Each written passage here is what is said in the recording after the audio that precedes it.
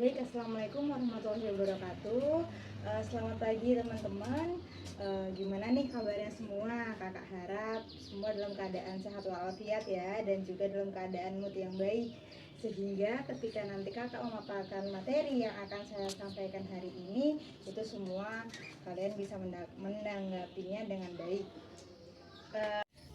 Sebelum masuk ke materi nih ya, perkenalkan, nama kakak adalah Cynthia Veronica dari Prodi Bimbingan dan Konseling angkatan 2020B Universitas PGRI Banyuwangi.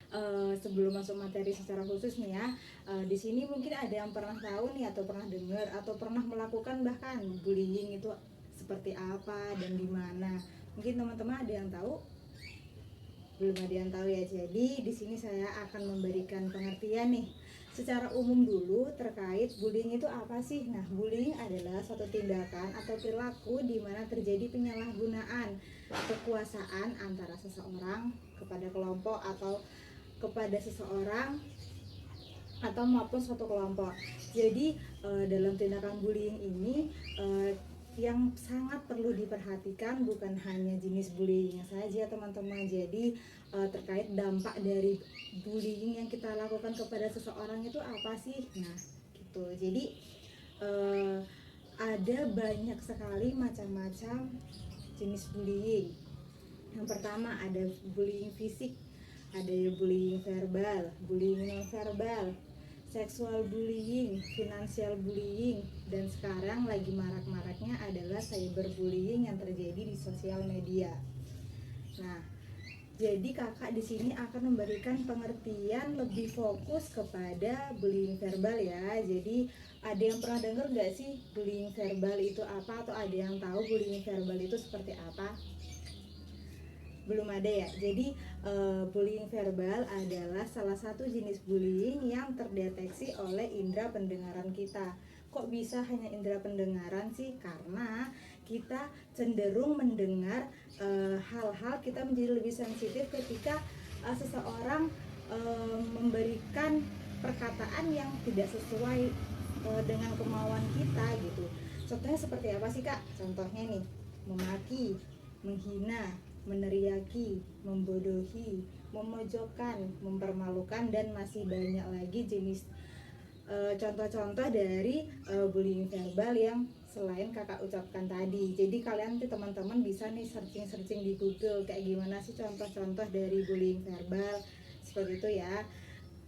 Nah, bullying verbal ini masih banyak banget ditanggapi oleh orang-orang sekitar kita bahwa salah satu jenis bullying yang tidak terlalu berbahaya, karena selain dampak fisiknya tidak terlihat secara nyata, orang-orang juga yang telah melakukan bullying verbal ini tidak menyadari bahwa mereka telah melakukan bullying verbal kepada si korban.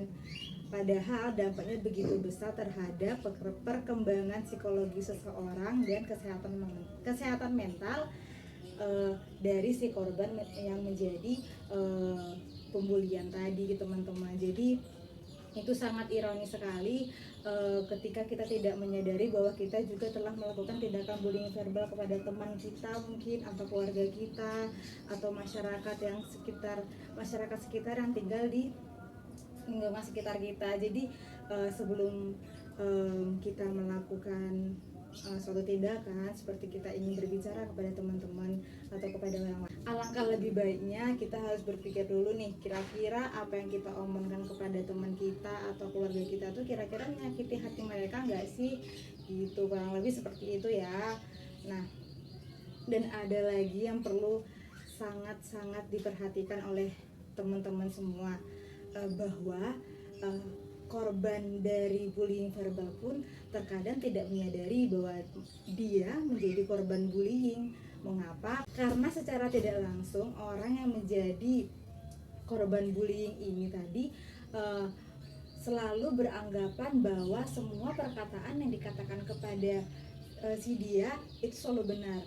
Semisal contohnya seperti ini, ketika aku menyalahkan si korban bahwa kamu seperti ini, dan seperti ini, nah secara tidak langsung si korban akan menganggap bahwa apa yang saya katakan tadi itu adalah benar, dan mereka akan cenderung menyalahkan diri mereka sendiri, bahwa setiap kejadian buruk yang terjadi kepada dirinya, kepada teman-temannya, kepada orang terdekatnya adalah kesalahan dia, padahal itu belum tentu terjadi.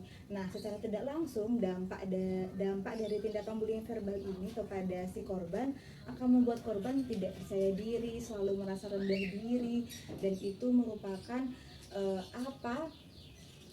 merupakan suatu dampak yang awalnya kecil lama-lama menjadi besar ketika kita tidak dapat mengatasi atau membantu korban bullying verbal tadi, gitu teman-teman. Nah, dari materi yang sudah saya paparkan tadi nih kepada teman-teman semua di awal barusan, pasti kalian teman-teman pada bertanya-tanya, apa sih sebenarnya tujuan dari bullying verbal ini?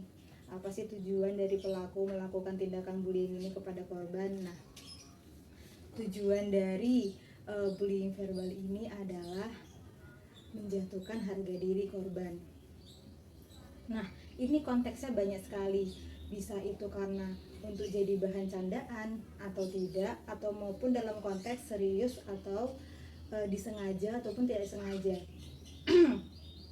Jadi sebenarnya kadang faktor-faktor seseorang melakukan tindakan bullying ini karena iseng saja, padahal kalau misalkan dipikir-pikir secara logika teman-teman, ketika kita melakukan tindakan secara iseng tapi ternyata itu dampaknya lebih besar kepada si korban, entah itu buruk, entah itu ketika di kehidupan selanjutnya, itu sangat berbahaya teman-teman. Jadi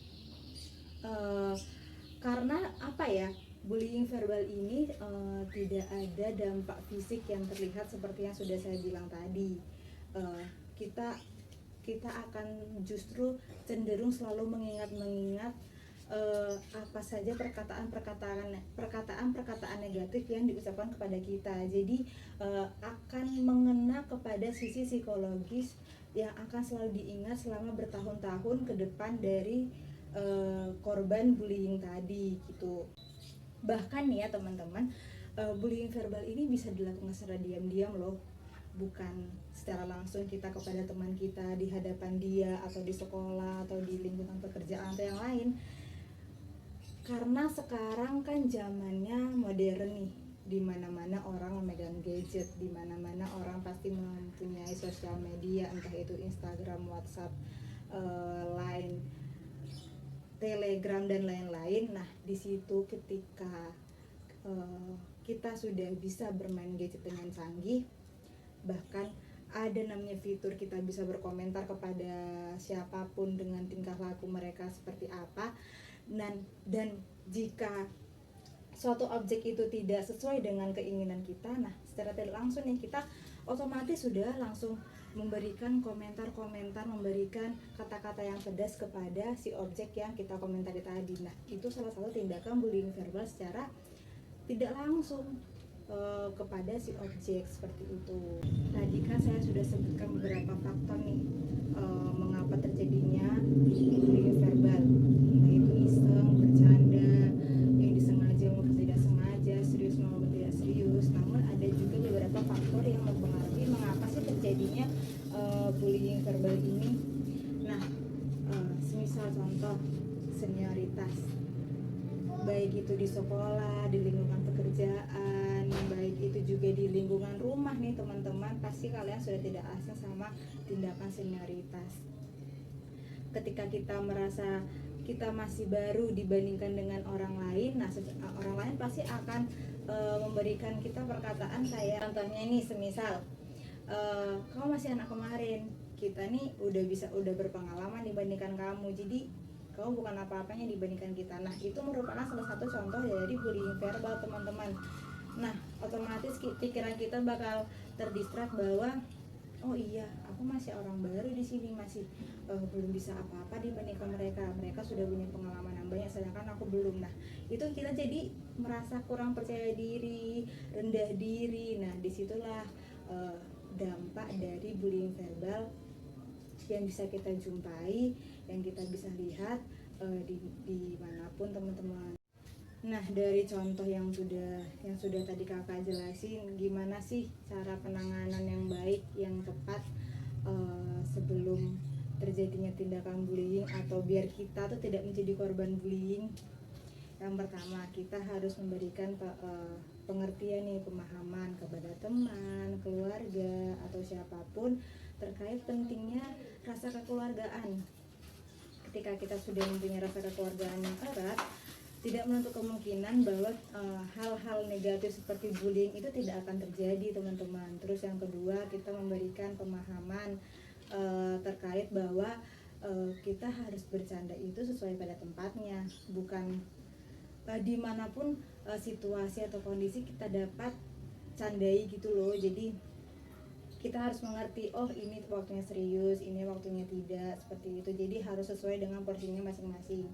Lalu yang ketiga adalah mengembangkan rasa percaya diri kita dan mental kita terhadap situasi atau kondisi dimanapun dan kapanpun, karena kita tidak tahu ya bahwa terjadi tindakan bullying itu tuh tidak bisa diprediksi begitu loh. Jadi kita harus benar-benar siap mempersiapkan mental kita terhadap tindakan-tindakan yang pastinya tidak dapat direncanakan atau bahkan tidak dapat kita ketahui ke depannya gitu. Jadi kurang lebih seperti itu ya, penjelasan terkait bullying verbal. Nanti kalau misal teman-teman ada yang ingin ditanyakan, boleh nanti ketemu sama kakak, kita bisa sharing-sharing bareng, diskusi-diskusi bareng.